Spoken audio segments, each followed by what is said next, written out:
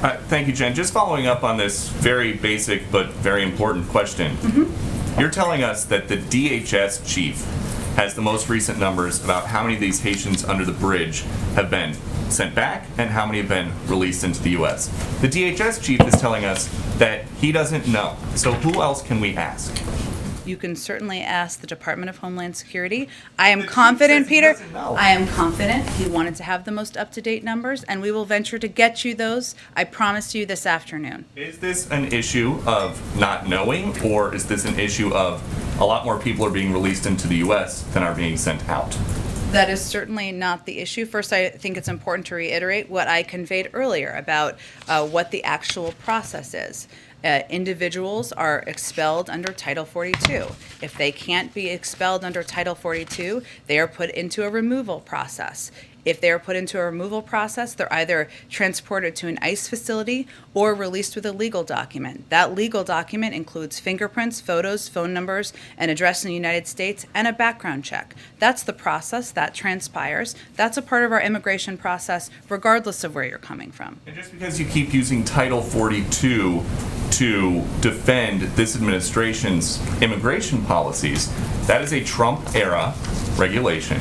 You guys came in saying that the Trump-era immigration policy was very inhumane. Title 42 is not an immigration policy. It is a health authority because we're in the middle of a pandemic.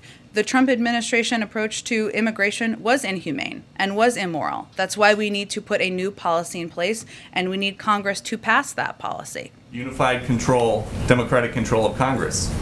Many months in office, you have not even tried. That's not actually true. There's been a Peter, just factual here. There's been a bill proposed first day in office. Currently, it was proposed as a part of steps were proposed as part of the reconciliation process.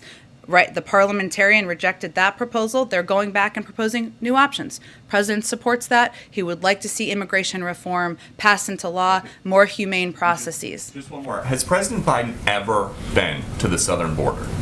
In his life? Yes. I will have to look back in my history books and check the times he's been to the southern border. We have been looking all morning, and we cannot find any record of him visiting the border as president, vice president, senator, or even as a concerned citizen. Why would that be?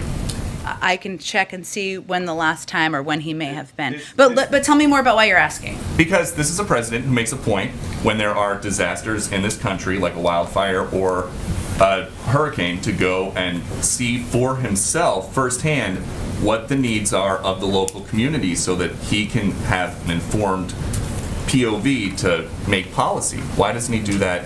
Why doesn't he go down to Del Rio, Texas and see what's going on? Well, first of all, Peter, I think the situation at the border is the result of a broken system. And the president certainly relies on his experience. So whether it was the work he did to address root causes as vice president, his efforts when he was in the Senate to support comprehensive immigration reform, steps that at a time were being done and worked toward in a bipartisan way, something that certainly we think should be the case today. He uses all of his experiences to inform how he governs, how he approaches challenges, and certainly he looks again at the last 4 years and the separation of children who were ripped from the arms of their parents as a way he does not want to proceed. So all of his experiences and his time in office, whether vice president or Senate, inform his approach to issues. Go ahead. The Brazilian health minister